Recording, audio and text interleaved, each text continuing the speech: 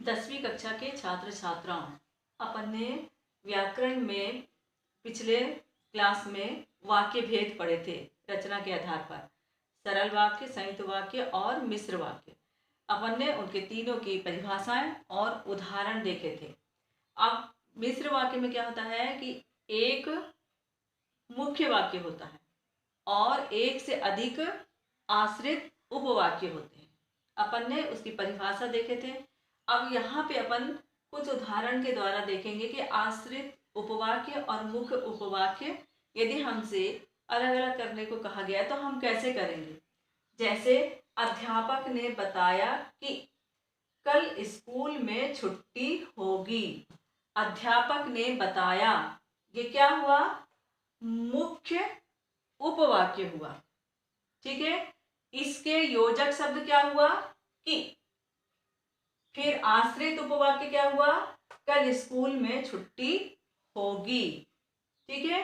इस प्रकार से उदाहरण देके हमसे मुख्य उपवाक्य और आश्रित उपवाक्य पूछा जा सकता है। उसके साथ ही साथ उसके योजक शब्द क्या हैं, तो इनको अपन अलग अलग आराम से करके बता सकते हैं।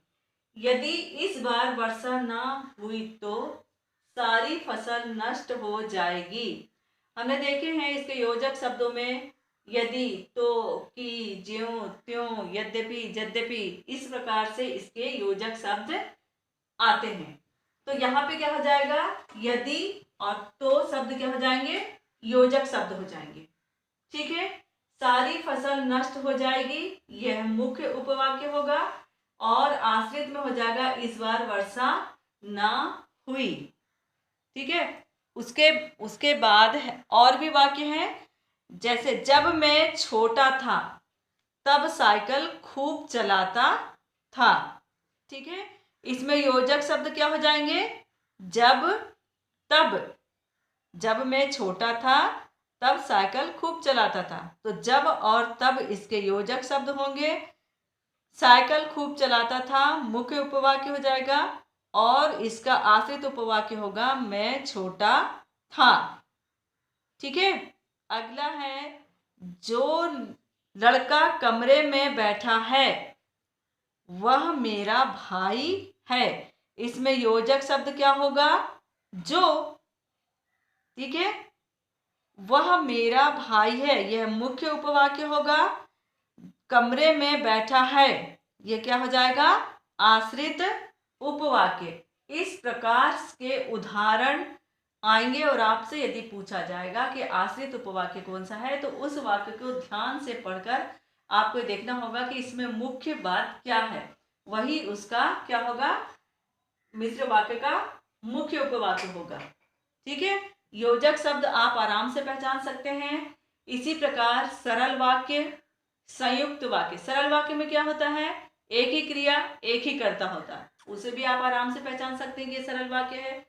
संयुक्त वाक्य में या, अथवा, और इन योजक शब्दों से जुड़ा हुआ वाक्य रहता है, उसको भी आप बड़े आराम से पहचान सकते हैं कि यह संयुक्त वाक्य है। इस प्रकार से उदाहरण के अनुसार आपको तीनों वाक्य पहचानने में आसानी होगी। आप इसके योजक शब्दों को बहुत अच्छे तरीके से याद करिए और उसको पहचान के लिखिए। आप इसको तैयारी कर लेंगे तो आपके एक भी नंबर नहीं कटेंगे।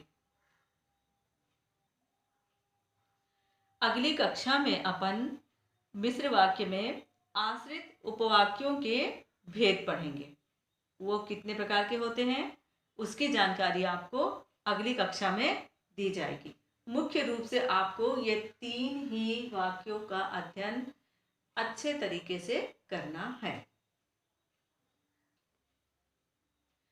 आश्रित उपवाक्य को अपन एक सामान्य चर्चा के रूप में अध्ययन करेंगे। मुख्य रूप से आपको ये तीनों वाक्य का ही अध्ययन करना है। ठीक है। परीक्षा में इसी को ज़्यादा पूछा जाता है। सरल से संयुक्त में बदलो, संयुक्त से सरल में बदलो, मिश्र से संयुक्त में या सरल में। इस प्रकार से यदि आप वाक्य अच्छे से पहचान जाएंगे तो उसको परिवर्तित करने में भी आपको कोई दिक्कत नहीं होगी।